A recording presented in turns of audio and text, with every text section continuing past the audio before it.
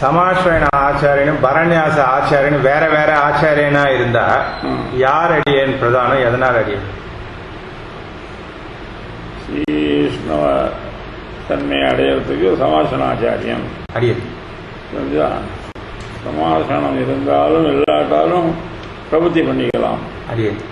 பிரபுதனாச்சாரியன் மோட்சத்தை கொடுக்குற ஆச்சாரியம். அடியேன். இது இவர் மந்திரத்தை கொடுக்குறார், அவர் மோட்சத்தை கொடுக்குறார். அடியேன்.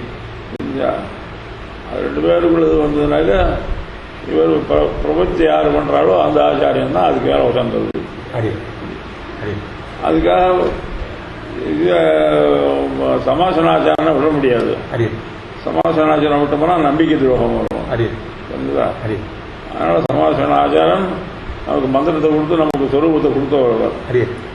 சரியா?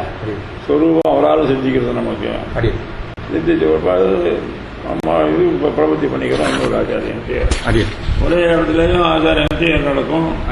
சில பேருக்கு வெவ்வேறு டயத்தில் நடக்கிறதுனால பின்னாடி இன்னொரு ஆச்சாரியத்தையும் நடக்கலாம். அதனால ஒன்றும் தப்பு இல்லை. இதெல்லாம் பாகவத பிராமணியம் சொல்றது. நம்ம ஆச்சாரியம் விசேஷமா சொல்றோம். மற்றவெல்லாம் பாகவதாள், பகவத் பக்தாள், பாகவதாள். பாகவதாள் விஷயத்திலே எல்லாத்தையும் நமக்கு அதே மாதிரி